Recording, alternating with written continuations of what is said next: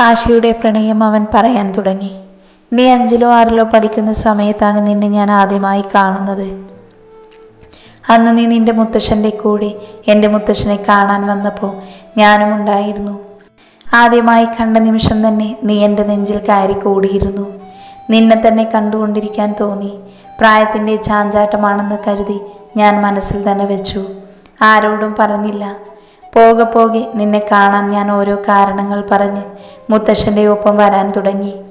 ഈ മിണ്ടാപ്പൂച്ചയെ ഒരു നോക്ക് കാണാതിരിക്കാൻ എനിക്ക് കഴിയില്ലായിരുന്നു. ഒരിക്കൽ നിന്റെ മുത്തശ്ശൻ എന്നോട് ചോദിച്ചു, എനിക്ക് അച്ചുവിനോട് എന്തെങ്കിലും ഉണ്ടോ എന്ന്.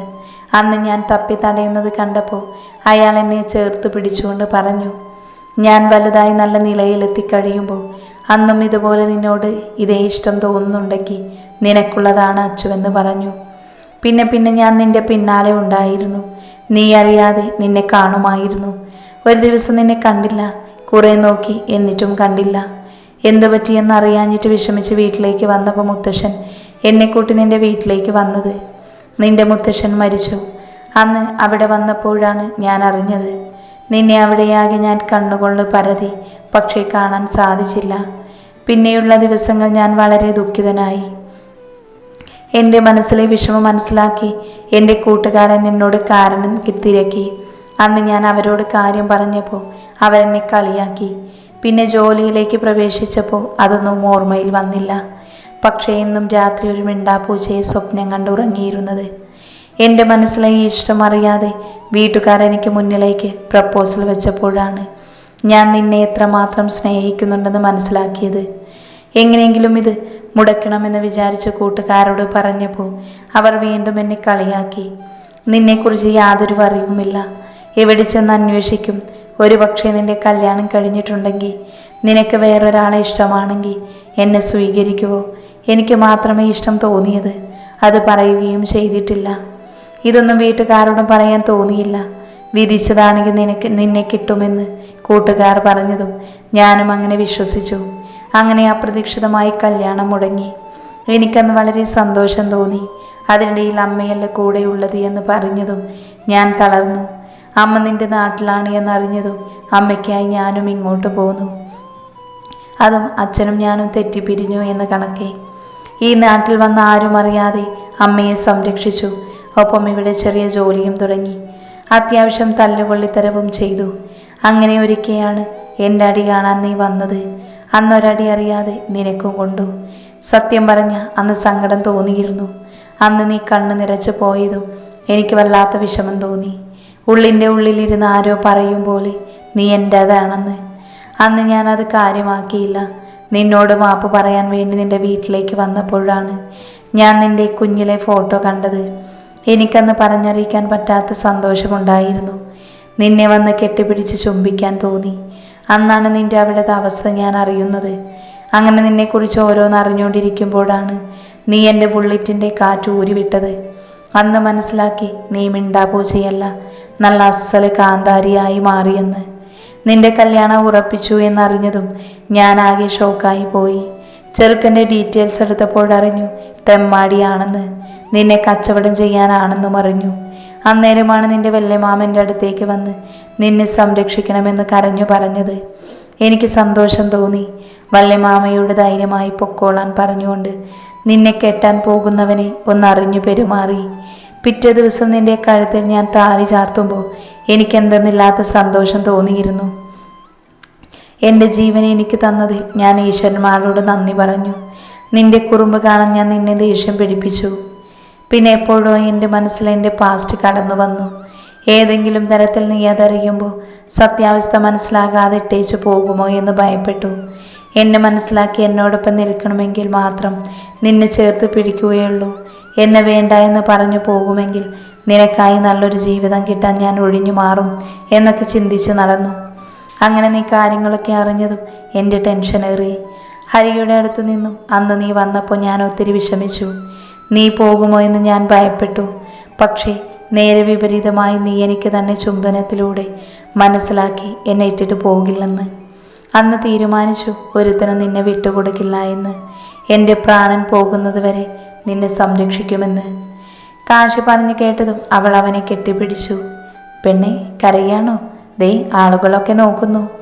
കാശി അങ്ങനെ പറഞ്ഞതും അവൾ ചുറ്റും നോക്കി. ഇത്ര ഇഷ്ടമുണ്ടായിട്ടാണോ എന്നോട് ദേഷ്യം കാണിച്ചു നടന്നത്? അവൾ തൻ്റെ കണ്ണുകൾ തുടച്ച് ചോദിച്ചു. അതിനാര് പറഞ്ഞു നിന്നോട് ദേഷ്യം കാണിച്ചതെന്ന്? നിന്റെ കുറുമ്പ് കാണാൻ വേണ്ടിയാണ് നിന്നെ ഞാൻ ദേഷ്യം പിടിപ്പിച്ചത്. അപ്പം നിന്നെ കാണാൻ നല്ല ഭംഗിയാ, പോരാത്തതിന് ഉമ്മയും കിട്ടും. അയ്യടാ പോ അവിടുന്ന്. ഞാൻ കാര്യമല്ലേ പറഞ്ഞത്.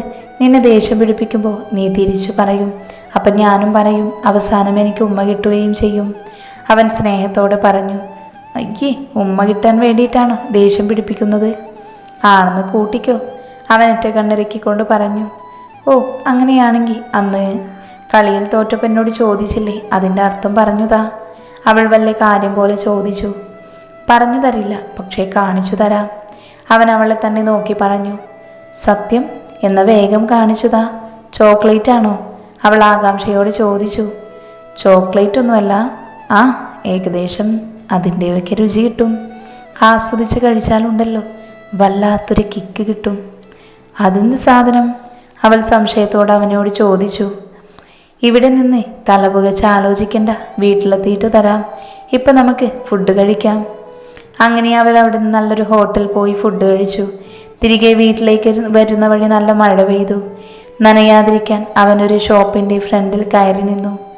നമുക്ക് പോകാം, അച്ചു കൊഞ്ചിക്കൊണ്ട് പറഞ്ഞു. ഈ മഴയത്തോ? നല്ല രസമല്ലേ മഴ നനഞ്ഞു പോകാൻ. അത്രയ്ക്ക് രസം വേണ്ട, അവൻ ചുണ്ട് കൂർപ്പിച്ച് ഗൗരവത്തിൽ പറഞ്ഞു. എൻ്റെ മുത്തല്ലേ, വാ പോകാം. മഴ കുറച്ച് കുറഞ്ഞിട്ട് പോകാം പെണ്ണേ, ഇല്ലെങ്കിൽ അസുഖം വരും. അവൻ പറഞ്ഞതും അവൾ മഴയെ കുറയാൻ കാത്തു നിന്നു. മഴ ഒന്ന് കുറഞ്ഞതും അവർ വീട്ടിലേക്ക് പോയി. ചെറുതായി പൊടിയുന്ന ചാറ്റൽ മഴയെ കൊണ്ട് വീട്ടിലേക്ക് വന്നത്. അത്യാവശ്യം തണുപ്പടിച്ചതുകൊണ്ട് അച്ചു വിറച്ച് വീട്ടിലേക്ക് കയറിയതും പിന്നാലെ വന്ന കാശി അവളെ പിന്നിൽ നിന്ന് പുണർന്നു. തൻ്റെ കയ്യിലെ ഷോൾ കൊണ്ട് അവളുടെ കണ്ണുകൾ കെട്ടി. കാശി കേട്ടാ? അവൾ വിറച്ചുകൊണ്ട് വിളിച്ചു. പേടിക്കണ്ട പെണ്ണേ, ഞാനില്ലേ കൂടെ. ഫ്രണ്ടിലെ ഡോറടച്ച് അവളെയും കൂട്ടി കാശി അവരുടെ മുറിയിലേക്ക് കൊണ്ടുപോയി. അച്ചു, ഞാൻ പറയുമ്പോൾ കണ്ണിലെ കെട്ടഴിക്കാം. അത് പറഞ്ഞുകൊണ്ടവൻ ആ മുറിയിൽ അങ്ങനെ വച്ചിരുന്ന ക്യാൻഡിൽ തെളിയിച്ചു. ആ മുറിയിൽ മെഴുകുതിരി വെളിച്ചം നിറഞ്ഞു. അവരുടെ മെത്ത നിറയെ റോസ് ഇതളുകൾ കൊണ്ട് വിതറിയിരിക്കുന്നു. അതിനിടയിൽ മുല്ലപ്പൂക്കളും സ്ഥാനം പിടിച്ചതുകൊണ്ട് ആ മുറിയിലാകെ സുഗന്ധം പരന്നു. കാശി അവൾക്ക് മുന്നിൽ വന്ന് കണ്ണുകൾ കെട്ടടിച്ചു. ഒന്ന് കണ്ണ് ചുമ്മി തുറന്നവൾ മുന്നിലെ കാഴ്ച കണ്ടതും കണ്ണുകൾ വിടർത്തി കാശിയെ നോക്കി. അവളുടെ കണ്ണിലെ തിളക്കം അവൻ ആസ്വദിച്ചു. ഇഷ്ടമായോ? അത്രമേൽ ആർദ്രതയോടെ ചോദിച്ചതും അവൾ കണ്ണുകൾ വിടർത്തി ഇഷ്ടമായെന്ന് പറഞ്ഞു. കാശിമല്ലേ അവളെ തന്നോട് ചേർത്തു നിർത്തി. എൻ്റെ നിധിയാണ് നീ, എന്നുമെന്നും എൻ്റേത് മാത്രമാണ്. അവളുടെ കാതിനരികിലേക്ക് മുഖം വച്ചുകൊണ്ട് അവൻ മന്ത്രിച്ചു. ഇരുവരും പരസ്പരം മുഖത്തോട് മുഖം നോക്കി കണ്ണുകൾ തമ്മിൽ കോർത്തു. അച്ചുപതിയെ നാണത്തോടെ തിരിഞ്ഞു നിന്നതും അവൻ അവളെ കെട്ടിപ്പിടിച്ചു. അവളിൽ ഒരു വിറയിൽ കടന്നുപോയി. ചുണ്ടിനു മുകളിൽ വിയർപ്പ് തുള്ളികൾ സ്ഥാനം പിടിച്ചു. അവളുടെ നെഞ്ചിടിപ്പ് കൂടി. തണുത്ത് വിറച്ചു നിന്നവൾ ഉരുകി വിയർത്തു തുടങ്ങി. എനിക്ക് ഈ വിയർപ്പ് തുള്ളികളോട് പോലും അസൂയ തോന്നുന്നു അച്ചു. എന്തിന്? അവൾ പതിയെ ചോദിച്ചു.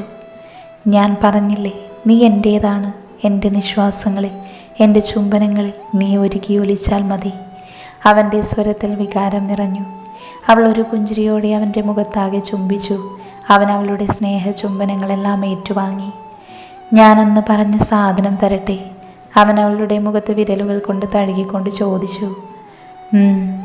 അവളുടെ സമ്മതം കിട്ടിയതും അവൻ്റെ വിരലുകൾ അവളുടെ ചെഞ്ചുണ്ടകളിൽ എത്തി നിന്നു. പതിയെ അവൻ്റെ മുഖം അവളിലേക്കടുത്തു. അവൻ്റെ ചുണ്ടുകൾ അവളുടെ ചുണ്ടുകളുമായി കൊരുത്തു. അവൻ്റെ ചുംബനത്തിൽ അവൾ വിവശയായി. എന്നാലും അവളും തിരികെ ചുംബിച്ചു. അത്രമേൽ ആഴത്തിൽ ഹൃദയത്തിൻ്റെ അടിത്തട്ടിലേക്ക് ഇറങ്ങും വിധം അവരുടെ ചുംബനം നീണ്ടുപോയി. ആ തണുപ്പിലും ഇരുവരിലും ഉഷ്ണം നിറഞ്ഞു.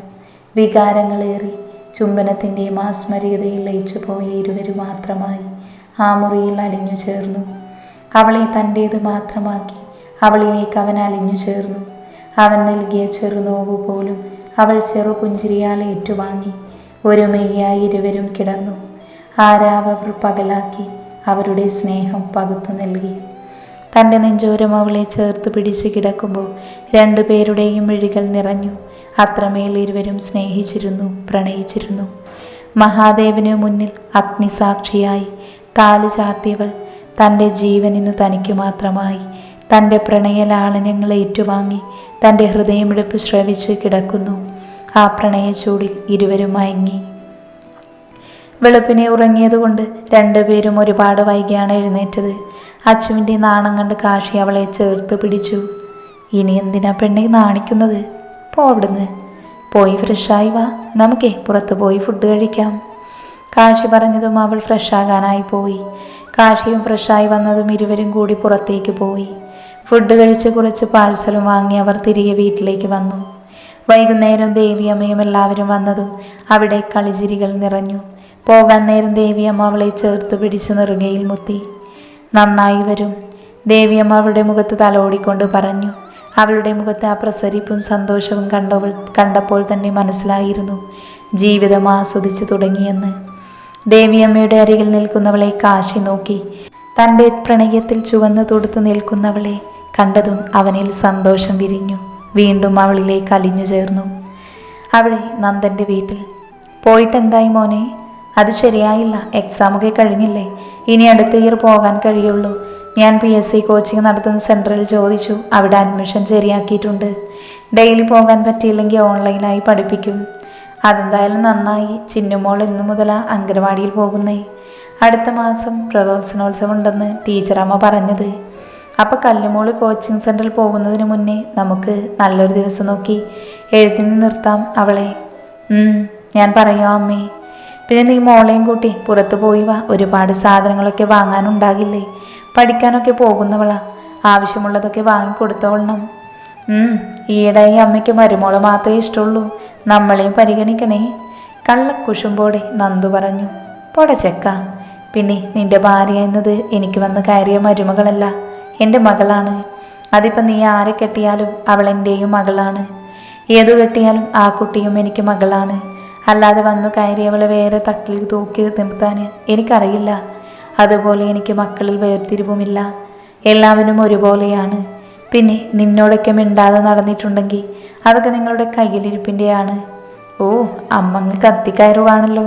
പോടാ, നീ ആ കൊച്ചിനെ വിളിച്ചുകൊണ്ട് പോടാ. പിന്നെ ചിന്നുമോളൻ്റെ കൂടെ നിന്നോട്ടെ, അവളും കൂടി വന്നാൽ നിങ്ങൾ അവശയാകും. പകുതി സാധനങ്ങളും വാങ്ങില്ല. പിന്നെ ഇതാ ലിസ്റ്റ്, അടുക്കളയിലേക്ക് വാങ്ങാനുള്ള സാധനങ്ങളും ലിസ്റ്റാണ്. ഇതൊക്കെ വാങ്ങിയിട്ടങ്ങ് വന്നാൽ മതി. നന്ദനോട് കാര്യങ്ങൾ പറഞ്ഞമ്മ കല്ലുവിൻ്റെ അടുത്ത് പോയി. അവളോട് പറഞ്ഞവൾ റെഡിയായി. ഒപ്പം ചിന്നുവിനെയും ഒരുക്കി. എന്നാൽ അമ്മ ആ സമയം ചിന്നുവിനെ കൊണ്ട് അച്ഛൻ്റെ അടുത്തേക്ക് പോയി. അവരുടെ വീടിൻ്റെ കുറിച്ചുമാറി കവലയുണ്ട്. അവിടെ ചെറിയ സൂപ്പർ മാർക്കറ്റ് തുടങ്ങിയിട്ടുണ്ട് നന്ദൻ. അവിടെ അച്ഛൻ കാര്യങ്ങൾ നോക്കുന്നത്. അതുകൊണ്ട് ചിന്നുവിനെ കൂട്ടി നന്ദൻ്റെ അമ്മ അവിടേക്ക് പോയി. നന്ദേട്ടാ, ചിന്നു എന്തേ? മുറിയിൽ നിന്ന് ഇറങ്ങി വന്നവൾ ചിന്നുവിനെ കാണാതെ നന്ദനോട് ചോദിച്ചു. അവൾ അവരുടെ അച്ഛമ്മയുടെ കൂടെ പോയി. നീ വന്ന് കയറ്, നമുക്ക് പോയി വരാം. അവളും കൂടി വന്നാൽ അവശതയായി പോകും, ഒത്തിരി ഉണ്ട് വാങ്ങാൻ. തൻ്റെ കാറിലേക്ക് കയറിക്കൊണ്ട് പറഞ്ഞു. കൂടെ കല്ലുവും കയറി. ആദ്യം അവർ കുറച്ച് ഡ്രസ്സ് എടുത്തു. ആവശ്യമുള്ളതൊക്കെ അവിടെ നിന്ന് എടുത്തു. കൂട്ടത്തിൽ വീട്ടിലുള്ള എല്ലാവർക്കും ഓരോ ജോഡി ഡ്രസ്സ് എടുത്തു. പിന്നെ പോയതൊരു ജ്വല്ലറി ഷോപ്പിലേക്കായിരുന്നു. അവിടെ നിന്നൊരു ചെറിയ മാലയും 2-3 വളയും അവൻ വാങ്ങി. പിന്നെ PSC കോച്ചിങ്ങിന് ആവശ്യമുള്ള സാധനങ്ങളൊക്കെ വാങ്ങി. അവിടെ നിന്ന് നേരെ പച്ചക്കറി കടയിലും പലചരക്ക് കടയിലും കയറി. അടുക്കളയിലേക്ക് ആവശ്യമുള്ള സാധനങ്ങളൊക്കെ വാങ്ങിക്കഴിഞ്ഞതും സന്ധ്യ ആയി തുടങ്ങി. ചിന്നുമോൾക്ക് കളിക്കാൻ കുറച്ച് കളിപ്പാട്ടങ്ങളും ഒപ്പം അക്ഷരങ്ങൾ പഠിപ്പിക്കുന്ന ബുക്കും കളറിംഗ് ബുക്കും ക്രയോൺസും വാങ്ങി. ഉച്ചക്കിറങ്ങിയവർ രാത്രിയോടെ വീട്ടിലേക്ക് എത്തിയത്. രാത്രിയിലേക്കുള്ള സ്പെഷ്യൽ ഫുഡും വാങ്ങി അവർ വീട്ടിലേക്ക് പോയത്. വീട്ടിലെത്തിയതും അത് ചിന്നുവിനെ കൊണ്ട് പുറത്തേക്ക് വന്നു. സാധനങ്ങളൊക്കെ കാറിൽ നിന്നും എടുക്കാൻ 2 പേരും കൂടി. കല്ലു ചിന്നുവിനെ എടുത്ത് മുത്തി. ആദ്യമായിട്ടായിരുന്നു അവളെ കൂട്ടാതെ അവർ പുറത്തേക്ക് പോയത്. കല്ലുവിന് സങ്കടമുണ്ടായിരുന്നു. എന്നാൽ ചിന്നുവിൻ്റെ മുഖത്ത് സങ്കടമൊന്നും ഉണ്ടായിരുന്നില്ല. ഒരു 10 തവണ അമ്മയെ കല്ലു വിളിച്ചിട്ടുണ്ട്. ചിന്നുമോള് വാശി പിടിക്കുന്നുണ്ടോ കരയുന്നുണ്ടോ എന്നറിയാൻ. ചിന്നു വളരെ സന്തോഷത്തോടെ അച്ചാച്ചനുമായി കളിചിരിയിലാണെന്ന് പറഞ്ഞു. തങ്ങളെയൊന്നും അന്വേഷിക്കുക പോലും ചെയ്യാത്തതിൽ അവൾക്ക് വിഷമമുണ്ടായിരുന്നു. നിൽക്ക് ചിന്നു അവിടെ, നീ എങ്ങോട്ടേക്ക് ഓടുന്നേ? ഈ പാല് കുടിക്ക്. ഫുഡൊക്കെ എല്ലാവരും കഴിച്ചു. കിടക്കുന്നതിന് മുന്നേ ചിന്നുവിന് പാല് കൊടുക്കുന്ന മോളെയാണ് കാണുന്നത്. അച്ചമ്മേ, പിച്ചോ. അവൾ ഓടി അച്ചമ്മയുടെ മുറിയിൽ കയറി അവരുടെ ബെഡിലിരുന്നു. നോക്കിക്കോ അമ്മേ, പാല് കുടിച്ചിട്ടില്ല. ഇങ്ങു താ മോളെ, ഞാൻ കൊടുക്കാം. അച്ചമ്മയുടെ ചുന്ദരി പാല് കുടിച്ചേ, എന്നാലല്ലേ വലുതാകുകയുള്ളൂ. പാല് കുടിക്കാം, പക്ഷെ കല്ലുമ്മ എനിക്കൊരു അനിയവാവയോ അനിത്യവാവയോ തരണം. ചിന്നു അങ്ങനെ പറഞ്ഞതും കല്ലു ഞെട്ടി. അമ്മ അവളെ നോക്കി അടക്കി ചിരിക്കുവാണ്. ആദ്യം നീ ഒന്ന് വളരട്ടെ, എന്നിട്ട് ആലോചിക്കാം. കല്ലു മുഖം കൂർപ്പിച്ച് പറഞ്ഞു. ഞാൻ കുടിച്ചില്ല. പെണ്ണ് ഗൗരവത്തിൽ കയ്യും കെട്ടി പറഞ്ഞു. അച്ഛമ്മയുടെ പൊന്നിനെ, നിന്റെ അമ്മയോ അച്ഛനും അനിയനെയോ അനിയത്തിയോ തരും. ഇപ്പൊ ഈ പാല് കുടിക്ക്. സത്യം? ചിന്നു കണ്ണുകൾ വിടർത്തി അമ്മയോട് ചോദിച്ചതും അവൻ അതേന്ന് തലയാട്ടിക്കൊണ്ട് അവൾക്ക് പാല് കൊടുത്തു. അവൾ മുഴുവനും കുടിച്ചതും ഗ്ലാസ് കല്ലുവിനെ ഏൽപ്പിച്ചു. വാ ചിന്നു, കിടക്കാം. ഞാൻ വരൂല, ഞാൻ ഇന്നിവിടെ കിടന്നോളാം. പെണ്ണെ, വാശി പിടിക്കാതെ വന്നേ. ഞാൻ വരില്ല. എന്താണ് അമ്മയും മോളും കൂടി അച്ഛമ്മയുടെ മുറിയിൽ കിടന്ന് ഒച്ചപ്പാടുണ്ടാക്കുന്നേ? അങ്ങോട്ടേക്ക് വന്ന നന്ദൻ അവരോടായി ചോദിച്ചു. അച്ഛേ, ഞാൻ അച്ഛമ്മയുടെ കൂടെ കിടന്നോളാം. അവർക്കുറങ്ങണ്ടേ? നീ ഇടയ്ക്ക് എഴുന്നേറ്റ് കരഞ്ഞാലേ അവരുടെ ഉറക്കം പോകില്ലേ? കല്ലു ഗൗരവത്തിൽ പറഞ്ഞു. അമ്മ പറഞ്ഞത് നേരാ. ഇങ്ങ് വാ ചിന്നു, അച്ഛ കഥ പറഞ്ഞു തരാം. അച്ഛ അമ്മയ്ക്ക് പറഞ്ഞു കൊടുത്തോ കഥ? ഞാനേ ഇന്ന് വിടയാ. മതി മതി, മോളിവിടെ കിടന്നോട്ടെ നന്ദ. നിങ്ങളൊക്കെ നോക്കിയേ ഞങ്ങൾക്കാണോ ഈ കുറുമ്പിയെ നോക്കാൻ പാട്? ഒരു ചെറുചിരിയോടെ അമ്മ അവരോട് പറഞ്ഞു. നിങ്ങൾ പൊക്കോ, നിങ്ങൾ റൂം പോയി കിടന്നോ. വലിയ ആളുകളെ പോലെ പറഞ്ഞതും നന്ദൻ കണ്ണു പിടിച്ച് തൻ്റെ മകളെ നോക്കി. നിങ്ങൾ പോയി കിടക്കാൻ നോക്ക്, അവൾ ഞങ്ങളുടെ കൂടെ കിടന്നോളും. അല്ലമ്മേ, ഒരവളുമില്ല. ചെന്ന് കിടക്ക്. അവൾ പറഞ്ഞതുപോലെ ഒരനിയനെയോ അനിയത്തിയോ അങ്ങ് കൊടുക്കാൻ നോക്ക്. അത്രയും പറഞ്ഞമ്മ ചിരിയോടെ ചിന്നുവിനെ എടുത്ത് തോളിലിട്ട് ഉറക്കാൻ തുടങ്ങി. കല്ലുവും നന്ദനും അവിടുന്ന് അവരുടെ മുറിയിലേക്ക് പോയി. കേട്ടില്ല നന്ദേട്ട പെണ്ണ് പറഞ്ഞത്? പെണ്ണിൻ്റെ നാവിലിത്തിരി നീളം കൂടുന്നുണ്ട്. ദേഷ്യത്തിൽ പറഞ്ഞുകൊണ്ട് ബെഡ്ഷീറ്റ് കൊട്ടി വിരിക്കുന്നവളെ കള്ളച്ചിരിയോടെ നന്ദൻ നോക്കി. എന്തെങ്കിലും നോക്കുന്നേ? നീ ദേഷ്യപ്പെട്ട് നിൽക്കുന്നത് നോക്കി പോയതാന്നേ. എന്തായാലും മോളുടെ ആഗ്രഹം ഞാൻ നിറവേറ്റിയാലോ എന്ന് ആലോചിക്കുവാണ്. നന്ദൻ അങ്ങനെ പറഞ്ഞതും കല്ലുവിൻ്റെ മുഖം ചുവന്നുപോയി. അവൻ മെല്ലെ അവളുടെ അടുത്ത് ചെന്ന് കെട്ടിപ്പിടിച്ച് നെറ്റിയിൽ ഉമ്മ കൊടുത്തു. പതിയെ തന്നോട് ചേർത്തു നിർത്തി. സമ്മതമാണോ? അവൻ്റെ ചോദ്യത്തിന് മറുപടിയായി തൻ്റെ ഇരുമിഴികളും ചെമ്മി അവന് സമ്മതം കൊടുത്തു അവൾ. അന്നത്തെ രാത്രി അവരുടെ മുറി ഇരുവരുടെയും പ്രണയ സല്ലാപത്തിന് സാക്ഷിയായി. തനിക്കൊരു വാവ വരുന്ന സ്വപ്നം കണ്ട് ചിന്നു തൻ്റെ അച്ചമ്മയുടെയും അച്ചാച്ചൻ്റെയും നടുക്ക് സുഖമായി കിടന്നു. അങ്ങനെ അച്ചുവിൻ്റെ എക്സാമൊക്കെ കഴിഞ്ഞതും ഇരുവരും കോളേജിൽ പോയി അവളുടെ ഡോക്യുമെൻറ്റ്സൊക്കെ വാങ്ങി. ഇനി മുതൽ അവൾ തെക്കേക്കരയിലാണ് പഠിക്കാൻ പോകുന്നത്, തൻ്റെ പ്രാണൻ്റെ അരികിൽ. കാഴ്ചമുറിയിലേക്ക് വരുമ്പോൾ എന്തൊക്കെയോ ചിന്തിച്ച് വിഷമിച്ച് നിൽക്കുന്നവളെയാണ് കാണുന്നത്. എന്താണ് പൊണ്ടാട്ടി ആലോചിച്ച് നിൽക്കുന്നത്? അവളെ തൻ്റെ നെഞ്ചോരം ചേർത്തുകൊണ്ട് അവൻ ചോദിച്ചു. ഒന്നുമില്ല, നാളെ പോവുകയല്ലേ. ഇവിടുത്തെ ഓർമ്മകൾ കടന്നു വന്നു. അതൊക്കെ ആലോചിച്ച് നിൽക്കുമായിരുന്നു. കാശിയേട്ടനറിയോ ഞാനിവിടെ എങ്ങനെയായിരുന്നെന്ന്? അവളുടെ വാക്കുകൾക്കായി അവൻ കാതോർത്തു. പറഞ്ഞാൽ തീർന്നു പോകുന്ന വിഷമങ്ങൾ പറഞ്ഞു തീർത്താൽ പിന്നീട് മനസ്സമാധാനത്തോടെ സന്തോഷത്തോടെ ജീവിക്കാം. അതുകൊണ്ട് തന്നെ കാശി അവളുടെ ദുഃഖങ്ങളും സന്തോഷങ്ങളും അറിയുവാൻ അവളെ ചേർത്ത് പിടിച്ച് ബാൽക്കണിയിലിരുന്നു. അവൾ അവളുടെ അവിടുത്തെ ഓർമ്മകൾ പറഞ്ഞു തുടങ്ങി. ഒരുപാട് ഓർമ്മകളുണ്ട് എനിക്ക് തിരുവാണിപുരത്ത്. അച്ഛൻ നാട്ടിൽ നിന്ന് വല്യമാമ തന്നെ അമ്മയുടെ നാട്ടിലേക്ക് കൊണ്ടുവരുമ്പോൾ മരവിച്ച കണക്കെ ആയിരുന്നു. എന്നും എൻ്റെ കൂടെ എന്നെ ചേർത്ത് പിടിച്ച് നടത്തിയ മുത്തശ്ശൻ തന്നെ വിട്ടുപോയെന്നുള്ളത് അവൾക്കും ഉൾക്കൊള്ളാൻ കഴിഞ്ഞില്ല. ഒന്നവസാനമായി കാണാൻ പോലും അവിടെയുള്ളവർ അനുവദിച്ചിരുന്നില്ല. ഒരു മുറിക്കുള്ളിൽ ഞാൻ ഏകയായിരിക്കുമ്പോൾ മറുവശത്ത് എൻ്റെ മുത്തശ്ശൻ്റെ ചിത കത്തിമറിയുകയായിരുന്നു. പിറ്റേന്ന് രാവിലെ തന്നെ വല്യമാമ വന്നെന്നെ കൊണ്ടുപോകാൻ. അന്ന് മുത്തശ്ശി എന്നെ എന്തൊക്കെയാ പറഞ്ഞു. അതിൽ ചില വാക്കുകൾ മാത്രം എൻ്റെ മനസ്സിൽ ആഴത്തിൽ പതിഞ്ഞു. തള്ളെ കൊല്ലി, നാശം പിടിച്ചവൾ, ജാതകദോഷക്കാരി, അങ്ങനെ കുറേയേറെ പദപ്രയോഗങ്ങൾ എനിക്ക് നേരെ വർഷിച്ചു. അന്നെൻ്റെ കണ്ണിൽ നിന്നും ഒരു തുള്ളി കണ്ണുനീർ പോലും അവിടെ വീണില്ല. വറ്റി വരണ്ടിരുന്നു കണ്ണുകളൊക്കെ. എങ്ങനെയെങ്കിലും അവിടുന്ന് പോയാൽ മതിയെന്നായിരുന്നു. പോകുമ്പോൾ ഞാൻ മുത്തശ്ശൻ്റെ ചിതയിലേക്കൊരു നോക്ക് നോക്കി. ജാനു അമ്മ മാത്രം എന്നെ ചേർത്ത് പിടിച്ച് സ്നേഹത്തോടെ അവിടുന്ന് പറഞ്ഞയച്ചത്. എനിക്കായി അവിടെ നല്ല ഓർമ്മകളൊന്നും തന്നെ ഇല്ലായിരുന്നു. ആകെ മുത്തശ്ശനും ജാനു അമ്മയും കല്ലുവും മാത്രമേ സ്നേഹിച്ചിരുന്നുള്ളൂ. ദുരിത ജീവിതത്തിൽ നിന്നും രക്ഷപ്പെട്ട് വീണ്ടും എത്തിച്ചേർന്നത് ദുരിതത്തിലേക്ക് തന്നെയായിരുന്നു. വലിയ മാമയ്ക്ക് കാര്യമായിരുന്നു എന്നെ. പക്ഷേ മാമയ്ക്കും മക്കൾക്കും എന്നെ കാണുന്നത് ഇഷ്ടമല്ലായിരുന്നു. മാമയില്ലാത്തപ്പോൾ എനിക്ക് കഷ്ടകഥകൾ നിറഞ്ഞ ജീവിതമായിരുന്നു അവിടം. പല രാത്രികളും പേടിച്ചുറങ്ങാതെ കിടന്നിട്ടുണ്ട്. വരുണേട്ടനും കൂട്ടുകാരും ഉള്ളപ്പോൾ ഞാൻ പുറത്തേക്ക് ഇറങ്ങില്ലായിരുന്നു. മാമിക്ക് ക്യാഷ് ചിലവില്ലാതെ ഒരു അടുക്കളക്കാരിയെയും കിട്ടി. ആരോടും ഒരു പരിഭവവും ഞാൻ പറയാതെ ജീവിച്ചു. ചിലപ്പോൾ തോന്നും ജീവിതം അവസാനിപ്പിക്കാമെന്ന്. ചിലപ്പോൾ തോന്നും എങ്ങോട്ടെങ്കിലും ഓടി ഒളിച്ചാലോ എന്ന്. അങ്ങനെ ഒരു പരീക്ഷണം പോലെ എൻ്റെ ജീവിതം മുന്നോട്ട് പോയിക്കൊണ്ടേയിരുന്നു. ഇതിനിടയിൽ വല്യമാമ അറിഞ്ഞു അവിടെയുള്ളവർക്ക് എന്നോടുള്ള സമീപനം എങ്ങനെയാണെന്ന്. അന്ന് അവിടെ ഒത്തിരി ഒച്ചപ്പാടുണ്ടാക്കി. മാമി വാ തോന്നിയതൊക്കെ വിളിച്ചു പറഞ്ഞു. പിറ്റേന്ന് മാമൻ്റെ അരികിൽ വന്നു എനിക്കൊരു ഉപദേശം തന്നു. ഞാനിങ്ങനെ മിണ്ടാപ്പൂച്ചയെ പോലെ ഇരുന്നിട്ടാണ് എല്ലാവരും എന്നെ ഇട്ട് അടിമപ്പണി ചെയ്യിപ്പിക്കുന്നത് എന്ന്. കുറച്ചുകൂടി തൻ്റെ ഇടത്തോടെ വേണം പെരുമാറാൻ. ആരെയും ഭയപ്പെടാതെ ജീവിക്കൂ. മാമയ്ക്ക് എപ്പോഴും കൂടെ ഉണ്ടാവാൻ പറ്റില്ലെന്ന് എന്നും കൂടെ പറഞ്ഞു. അങ്ങനെ മാമയുടെ ഉപദേശത്തോടെ കുറച്ചൊക്കെ ഞാൻ മാറി. ബാക്കി മാറ്റിയെടുത്തത് എൻ്റെ ലച്ചുവാണ്. അവിടുത്തെ ഒരേ ഒരു കൂട്ടുകാരി. എന്തിനും ഏതിനും എൻ്റെ ഒപ്പം കാണും. 2 പേരിലും ദുഃഖജീവിതമാണ്. പക്ഷെ അവൾക്ക് അച്ഛനില്ല എന്നുള്ളൂ. സ്നേഹിക്കാൻ അമ്മയും സഹോദരങ്ങളുമുണ്ട്. എനിക്കങ്ങനെ ആരുമില്ല. പക്ഷെ അവളുടെ അമ്മയും എന്നെ സ്വന്തം മകളെ പോലെ സ്നേഹിച്ചിരുന്നത്. എനിക്കായി ഭക്ഷണം, ഡ്രസ്സ് ഇതൊക്കെ വാങ്ങിത്തരും. ഉച്ചയ്ക്ക് ആഹാരം ലച്ചുവിൻ്റെ അമ്മ കൊടുത്തു വിടും. അങ്ങനെ ഞാനും കുറച്ചൊക്കെ മാറി. മാമി എന്നെന്തെങ്കിലും പറയുമ്പോൾ തിരിച്ചു പറയാൻ തുടങ്ങി. അതുകൊണ്ട് തന്നെ ഒരു പൊടിക്ക് അവരൊക്കെ ഒന്ന് അടങ്ങി. അങ്ങനെ മാമ പിന്നെ ഇവിടെ തന്നെ ജോലിയിലാക്കി. അതോടെ അവർക്കെന്നെ നോവിക്കാതെ പറ്റാതെയായി. ആയിടക്ക് വരുണേട്ടൻ എന്നോടുള്ള സഹോദരി സ്നേഹമല്ല എന്നും എന്നെ കൂട്ടുകാർക്കൊക്കെ വിലപേശി വെച്ചിരിക്കുകയാണെന്നും അതിൽ മാമിക്കും പങ്കുണ്ടെന്നും മാമ അറിഞ്ഞു. അന്ന് രാത്രി മാമൻ്റെ അരികിൽ വന്ന് ഒത്തിരി കരഞ്ഞു.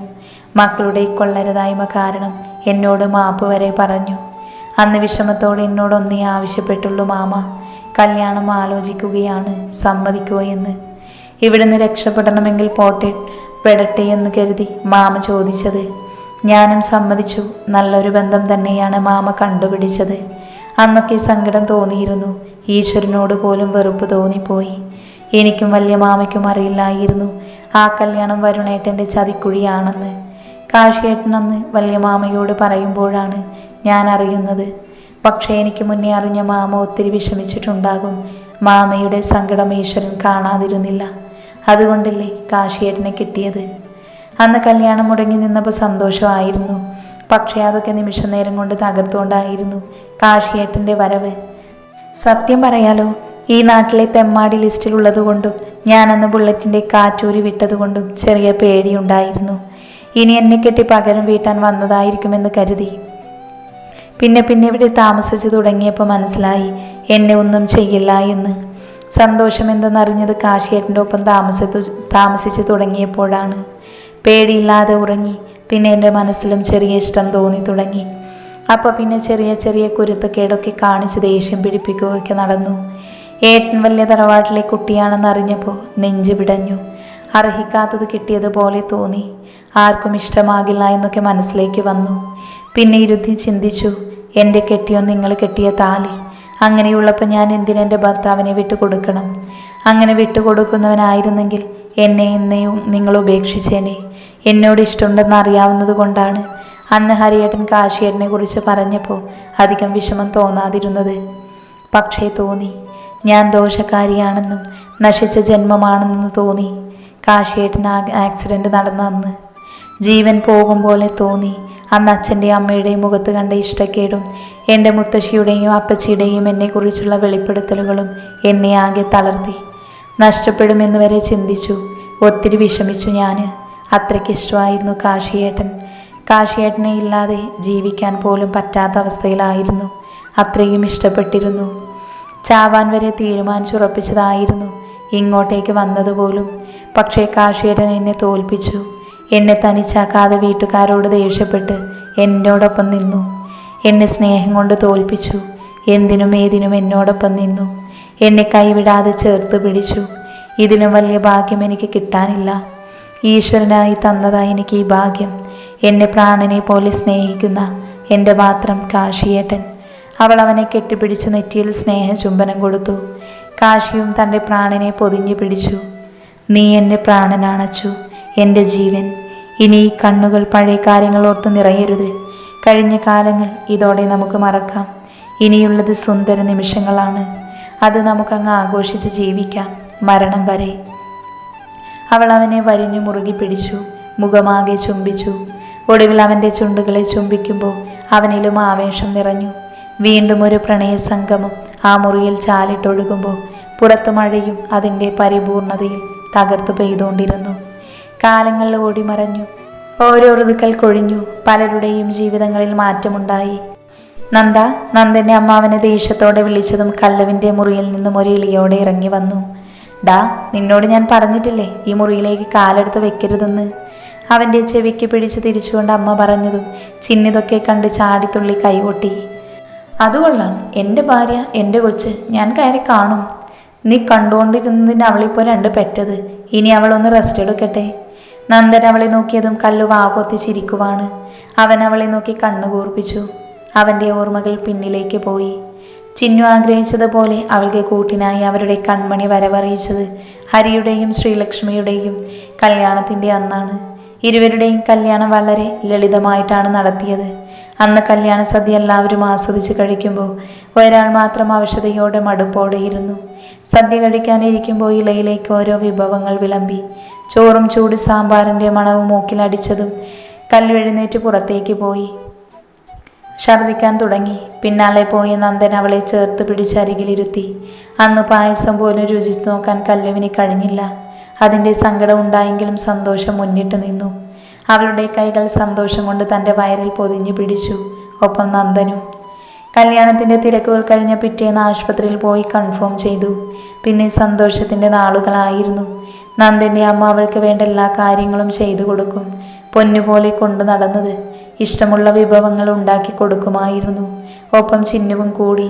കല്ലുവിനെ കൊണ്ട് ആഹാരം കഴിപ്പിക്കുക എന്ന ഡ്യൂട്ടി ചിന്നുമോൾ ഏറ്റെടുത്തു. അവളെ അത്രയും ശ്രദ്ധയോടെ ചിന്നു നോക്കിയിരുന്നത്. അവളെ കാണാൻ എല്ലാവരും വരുമായിരുന്നു. തെക്കേടത്തു നിന്ന് സുജിതയും വരുമായിരുന്നു. അതുകൊണ്ട് തന്നെ ഒരു വിഷമവും അവൾ അറിഞ്ഞിരുന്നില്ല. ഒന്നൊഴികെ തൻ്റെ അമ്മയുടെ ഓർമ്മകൾ അത് അവളിൽ ചെറിയ തോതിൽ വിഷമമുണ്ടാക്കിയെങ്കിലും നന്ദൻ്റെ അമ്മ അതൊക്കെ നികത്തി കൊടുക്കും വിധം സ്നേഹിച്ചിരുന്നു. അങ്ങനെ സന്തോഷത്തിൻ്റെ ആ 9 മാസങ്ങൾ കടന്നുപോയത്. അവർക്കൊരു ഉണ്ണി പിറന്നു, ആൺകുഞ്ഞ്. ആരോമൽ, ആരൂട്ടൻ. ചിന്നു അവനായി കണ്ടുപിടിച്ച പേര് തന്നെ അവർ തൻ്റെ പൊന്നോമനക്കിട്ടു. ചിന്നു ആരൂട്ടൻ്റെ കാര്യങ്ങളൊക്കെ നോക്കുമായിരുന്നു. കല്ലുവിനേക്കാളേറെ ശ്രദ്ധ ചിന്നുവിനായിരുന്നു. അംഗൻവാടി വിട്ട് വന്നാൽ ഓടിപ്പോയി കുളിച്ച് തൻ്റെ അനിയനെ കൊഞ്ചിച്ച് അന്നത്തെ വിശേഷങ്ങൾ പങ്കുവെക്കും അവൾ. കല്ലുവിന് ഓൺലൈൻ ക്ലാസ്സുകൾ അറ്റൻഡ് ചെയ്തു. ഓരോരോ എക്സാം അറ്റൻഡ് ചെയ്യുമായിരുന്നു. അങ്ങനെ ആരൂട്ടൻ 1 വയസ്സ് കഴിയുമ്പോൾ കല്ലുവിനെ കോളേജിൽ ചേർക്കാൻ തീരുമാനിച്ചു നന്ദൻ. കല്ലുവിന് താല്പര്യമുണ്ടായിരുന്നില്ല. അതുകൊണ്ട് തന്നെ പെണ്ണ് നന്ദനെ ഒന്ന് അറിഞ്ഞ് സ്നേഹിച്ചു. അവളുടെ സ്നേഹത്തിന് മുന്നിൽ നന്ദൻ വീണുപോയി. പാവം കല്ലു വീണ്ടും ഒരു സദ്യ മിസ്സായി. സിദ്ധുവിൻ്റെ പാർവണ്ണയുടെയും കല്യാണം അന്ന് 3-ാം മാസമായിരുന്നു കല്ലുവിന്. ഛർദിയും ഉണ്ടായിരുന്നു. അതുകൊണ്ട് അവരുടെ കല്യാണ സദ്യയും കഴിക്കാൻ പറ്റിയില്ല. അങ്ങനെ അവരുടെ അടുത്ത കൺമണി ഉണ്ടായി. പെൺകുഞ്ഞ് അതിഥി, ആദു എന്ന് വിളിക്കും. 2 കുഞ്ഞുങ്ങളെയും നോക്കുന്നവളായി ചിന്നു. രണ്ടാമത്തേത് പെട്ടെന്നായതുകൊണ്ട് നന്ദൻ്റെ അമ്മ അവനെ കല്ലുവിൻ്റെ അടുത്തേക്ക് അടുപ്പിച്ചിരുന്നില്ല. ഇനി ഉടനെ അടുത്തത് ഉണ്ടായാലോ എന്ന് കരുതി. ഓർമ്മകളിൽ നിന്ന് തിരികെ വന്നവൻ കല്ലുവിനെ നോക്കി പേടിപ്പിച്ചു പോയി. കാര്യം വേറൊന്നുമല്ല, കോളേജിൽ ചേർക്കാതിരിക്കാൻ വേണ്ടി കല്ലു നന്ദനെ അറിഞ്ഞു സ്നേഹിച്ചതാ. പാവം നന്ദൻ ഇതൊന്നും അറിയാതെ തിരികെ സ്നേഹിച്ചു. അങ്ങനെ സ്നേഹം കൂടിപ്പോയപ്പോൾ അടുത്ത കുഞ്ഞുണ്ടായപ്പോഴാണ് നന്ദൻ കാര്യം കത്തിയത്. നമ്മുടെ കല്ലു ഒന്നും അറിയാത്ത നിഷ്കളങ്കമായ കുട്ടിയായി നന്ദൻ പെട്ടു. ഇനി ഒരെണ്ണത്തിനെ നോക്കുന്നുണ്ടെങ്കിൽ അത് 5 കൊല്ലം കഴിഞ്ഞിട്ട് മതിയെന്ന് മാതാശ്രീ കലിപ്പിൽ പറഞ്ഞു. അവരുടെ കുടുംബം അത്രയും സന്തോഷത്തോടെ മുന്നോട്ട് പോയിക്കൊണ്ടിരുന്നു. ഹരിയുടെ കുടുംബം. ഹരിയുടെയും ലച്ചുവിൻ്റെയും കല്യാണം കഴിഞ്ഞു. ഇപ്പം 4 മാസം ഗർഭിണിയാണവൾ. അവളുടെ പഠിത്തമൊക്കെ പൂർത്തിയായ പിന്നെ കുട്ടികളെക്കുറിച്ച് ചിന്തിച്ചത് തന്നെ. കല്യാണം കഴിഞ്ഞ് 1 മാസം കഴിഞ്ഞപ്പോൾ തന്നെ നാട്ടിൽ നല്ലവരായ അമ്മായിമാർ വിശേഷമായില്ല എന്നൊരു ചോദ്യം കൊണ്ട് നടക്കലായിരുന്നു. അതിനൊക്കെ ഹരിയുടെ അമ്മ ചുട്ട മറുപടിയും കൊടുത്തു. അച്ചുവും ലച്ചുവും ഒന്നിച്ച് തന്നെയാണ് തെക്കേക്കര കോളേജിൽ പഠിച്ചത്. തൻ്റെ അമ്മയെയും സഹോദരങ്ങളെയും പിരിഞ്ഞു വരുന്നതിൽ ഒത്തിരി വിഷമിച്ചിരുന്നു അവൾ. എന്നാൽ അവളുടെ വിഷമം മനസ്സിലാക്കിയ ഹരി അവൾക്കായി ഒരു വീട് തെക്കേക്കരയിൽ ശരിയാക്കി കൊടുത്തു. ലച്ചുവിൻ്റെ അമ്മ വരാൻ കൂട്ടാക്കില്ലായിരുന്നു. എന്നാൽ ഹരിയുടെ നിർബന്ധത്തിൽ സമ്മതിക്കേണ്ടി വന്നു. മാത്രമല്ല അവരുടെ പഴയ വീട് വാടകയ്ക്ക് കൊടുത്തു. വിൽക്കാൻ അവൾ സമ്മതിച്ചില്ല. ലച്ചുവും ഹാപ്പിയായി. കാശിയുടെ കൂടെ ഓഫീസ് ജോലി ചെയ്യുന്നുണ്ട് ഹരി. സ്വന്തമായി കമ്പനി ഉണ്ടെങ്കിലും അവന് കാശിയുടെ കൂടെ പോയില്ലെങ്കിൽ ഒരു സമാധാനമില്ല. ഒരു നേരം അവൻ്റെ വായിലിരുന്നത് കേൾക്കാതെ അവന് ഉറക്കം വരില്ല എന്നായിരുന്നു. അവരുടെ കുഞ്ഞുമണിക്കായി അവർ സന്തോഷത്തോടെ കാത്തിരുന്നു. മഠത്തിൽ വീട്ടിൽ സിദ്ധുവും പാർവർണയും കല്യാണം കഴിഞ്ഞു. അവിടെയാണ് താമസം. പാർവർണ ലാസ്റ്റ് ഇയറാണ്. സിദ്ധു ജോലി തിരക്കുണ്ട്. എന്നാലും തൻ്റെ കുടുംബത്തോടൊപ്പം കുറച്ചു നേരം എങ്ങനെയെങ്കിലും അവൻ സ്പെൻഡ് ചെയ്യും. മുത്തശ്ശനും മുത്തശ്ശിയുടെയും കാലശേഷം വീട് ദേവന് നൽകി എല്ലാവരും. ഹരിചന്ദ്രനും ശ്രീജയും അവരുടെ വീട്ടിലാണ്. അവിടെ ദത്തനും മാളവുമുണ്ട്. കൂട്ടിന് സന്തോഷമേകി അവരുടെ കുഞ്ഞും. ഇടയ്ക്കിടയ്ക്ക് എല്ലാവരും മഠത്തിൽ വീട്ടിൽ കൂടും. അന്ന് അവിടെ ഒരു ആഘോഷമാണ്. തെക്കേയിടം തറവാട്. രാമചന്ദ്രൻ്റെ അമ്മ മരിച്ചു. ഒത്തിരി നരകിച്ചു തന്നെയാണ് മരിച്ചത്. കാരണം അത്രയും പാപങ്ങൾ ഉണ്ടായിരുന്നു. കുഞ്ഞായിരുന്ന അച്ചുവിനെ അത്രയ്ക്കും ദ്രോഹങ്ങൾ ചെയ്തതിനാലാണെന്ന് തോന്നുന്നു. ഒത്തിരി നാൾ കിടന്ന കിടപ്പിലായിരുന്നു. അച്ചുവിനെ കാണണമെന്നൊരു വാക്ക് മരണക്കിടക്കയിൽ കിടക്കുമ്പോൾ പോലും അവർ തൻ്റെ മക്കളോട് പറഞ്ഞിരുന്നില്ല. കാരണം പറയിക്കാൻ പറ്റാത്ത അത്രയും തെറ്റുകൾ അവർ ചെയ്തു കൂട്ടിയിരുന്നു. ശ്രീനാഥ് ഇപ്പോഴും ഒന്നിനും ആവാതെ കിടപ്പിൽ തന്നെയാണ്. ശോഷിച്ച് മെലിഞ്ഞു കിടപ്പാണ്. ഇടയ്ക്ക് വരുന്ന വേദന അവനെ കൊല്ലാതെ കൊല്ലും. അന്നേരം അവൻ കരഞ്ഞു പ്രാർത്ഥിക്കും, ഒന്ന് മരിച്ചു പോയിരുന്നെങ്കിലെന്ന്. പക്ഷേ ആ പ്രാർത്ഥനയൊന്നും ഈശ്വരൻ കേട്ടിരുന്നില്ല. അനുഭവിക്കാനുള്ളത് അത്രയും അനുഭവിച്ചേ ഭൂമിയിൽ നിന്ന് വിട പറയാനാകൂ. സുജിത തൻ്റെ മകനെ നോക്കും. പിന്നെ വീട്ടിലെ കാര്യങ്ങളും കല്ലുവിനെയും നോക്കി സന്തോഷത്തോടെ പോകുന്നു. രാമചന്ദ്രനും ശ്രീലതയും ഒരിക്കൽ അച്ചുവിനെ കാണാൻ കൈലാസത്തിലേക്ക് പോയിരുന്നു. ചെയ്ത തെറ്റുകൾക്കൊക്കെ രാമചന്ദ്രൻ മാപ്പ് പറഞ്ഞു. എന്നാൽ അച്ചു എല്ലാം കേട്ടു നിന്നു എന്നല്ലാതെ ഒന്നും തന്നെ തിരിച്ചു പറഞ്ഞില്ല. പറയാനായി എന്താ ഉള്ളത്? സ്നേഹം കൊണ്ട് മൂടിയ അച്ഛനായിരുന്നുവെങ്കിൽ ഒരുപക്ഷെ അവൾ ക്ഷമിച്ചു എന്നെങ്കിലും പറഞ്ഞിരുന്നേനെ. പക്ഷേ ഓർമ്മ വെച്ച കാലം തൊട്ട് അങ്ങനെ ഒരു സ്നേഹം കിട്ടിയിട്ടില്ല. കുഞ്ഞായിരുന്നപ്പോഴും കിട്ടിയിട്ടില്ല. അച്ഛനാണെന്നുള്ള പേര് മാത്രം. അവളോട് മാപ്പൊക്കെ പറഞ്ഞ് അവിടുന്ന് പോരുമ്പോൾ രാമു ആഗ്രഹിച്ചിരുന്നു അവളുടെ സ്നേഹത്തോടെയുള്ള വിളി കേൾക്കാൻ. പക്ഷേ ഉണ്ടായില്ല. അതിനർഹനല്ല എന്ന് അയാൾക്കറിയാവുന്നതുകൊണ്ട് ആ വിഷമം നെഞ്ചിലേറ്റി. അമ്മ മരിച്ചു കഴിഞ്ഞു പിന്നെ അവർ അവിടെ നിന്നില്ല. ഓരോരോ അമ്പലങ്ങളിൽ ദർശനത്തിനായി ഇറങ്ങി. വല്ലപ്പോഴും വീട്ടിലേക്ക് വരും. ചെയ്തു പോയ പാപങ്ങൾക്കുള്ള പരിഹാരം കണക്കെ ഭക്തിയുടെ മാർഗത്തിലൂടെ മുന്നോട്ടു പോയി. രേവതി മരിച്ചുപോയ പിന്നെ ലക്ഷ്മി സാന്ത്വനം എന്ന വൃദ്ധസദനത്തിലേക്ക് പോയി. അവിടെ ഉറ്റവരും ഉടയവരും ഉപേക്ഷിച്ച് ഒത്തിരി അമ്മമാരും അച്ഛന്മാരും ഉണ്ടായിരുന്നു. ഇപ്പം കിടപ്പിലാണ്. ഒരു കുഞ്ഞിനെ ആഗ്രഹിച്ച് അവർക്ക് കിട്ടാതെ വന്നപ്പോൾ തെറ്റ് ചെയ്ത് നേടിയെടുത്ത കുഞ്ഞിനെ ഇപ്പം സ്വന്തമെന്ന് പറയാൻ ആരോടും നോക്കാനില്ലാതെ കിടപ്പിലായി. വരുണും കുടുംബവും പഴനിക്ക് വന്നിരിക്കുവാണ്. വരുണിനും റിയക്കും ഒരാണും ഒരു പെണ്ണുമുണ്ടായി. ചിത്ര അവരുടെ 2 മക്കളുടെയും കണ്ടാണ് മരണമടഞ്ഞത്. കുട്ടികളെ കൊണ്ട് സുധാകരൻ നേർച്ച ഉള്ളത് കൊണ്ട് വന്നതാണ്. അവിടെ വെച്ച് അയാളും ഒരു കാഴ്ച കണ്ടു. വരുണിനും റിയക്കും മനസ്സിലായില്ല. പക്ഷേ അച്ഛനായ സുധാകരൻ തൻ്റെ മകളെ തിരിച്ചറിഞ്ഞിരുന്നു. തെരുവോരങ്ങളിലൂടെ ഭ്രാന്തിയെ പോലെ അലഞ്ഞു തിരിഞ്ഞു നടക്കുന്നവൾ. അയാളിൽ ഒരു തരത്തിലും വിഷമം തോന്നിയില്ല. അവളെ ചെന്ന് വിളിക്കാനും സ്നേഹം പ്രകടിപ്പിക്കാനും മുതിർന്നില്ല. തെറ്റ് ചെയ്തവൾ ശിക്ഷ അനുഭവിക്കണം. അന്ന് നന്നായിരുന്നുവെങ്കിൽ ചേർത്ത് പിടിച്ചേനെ. പക്ഷേ റിയയെ കൊല്ലുമെന്നുള്ള പക അവളുള്ളത് കൊണ്ടാണ് അന്വേഷിക്കാതിരുന്നത് തന്നെ. അതുകൊണ്ട് തന്നെ ഇപ്പം താനും കുടുംബവും സന്തോഷത്തോടെ മുന്നോട്ട് പോകുന്നത്. ഇനി അതിലേക്കൊരു കരിനിഴലായി അവളെ കൊണ്ടുവരാൻ അയാളും ആഗ്രഹിച്ചില്ല. അടുത്ത കടയിൽ നിന്നും ഒരു പൊതിച്ചോറ് വാങ്ങി അവൾക്ക് മുന്നിലേക്ക് അയാൾ നീട്ടി. ആർത്തിയോടെ അത് അവൾ വാങ്ങി കഴിച്ചു. ആ കാഴ്ച കണ്ടുകൊണ്ട് അയാൾ തൻ്റെ പേരക്കുട്ടികളെയും ചേർത്ത് പിടിച്ച് അവിടെ നിന്നും നടന്നകന്നു. അങ്ങ് കൈലാസത്തിൽ കാശിയും അച്ചുവും അവരുടെ കുഞ്ഞും അച്ഛനും അമ്മയുമാണ് അവിടെയുള്ളത്. 2ാമത്തെ പ്രഗ്നൻ്റാണ് അച്ചു. പഠിത്തമൊക്കെ കംപ്ലീറ്റ് ചെയ്ത് കാശിയോടൊപ്പം ജോലിയിൽ സഹായിക്കുന്നുണ്ട്. ആദ്യത്തെ കുട്ടി ആൺകുട്ടിയാണ്, റയാൻഷ് അൻഷുട്ടൻ. 2ാമത്തെ ഇരട്ടി മധുരമാണ്, ട്വിൻസാണ്. അവർക്കായി വെയിറ്റിങ്ങിലാണ് കൈലാസത്തിലുള്ളവർ. സിദ്ധുവിൻ്റെ കല്യാണത്തിൻ്റെ അന്ന് സദ്യ മിസ്സായ ഒരാളും കൂടിയായിരുന്നു അച്ചു.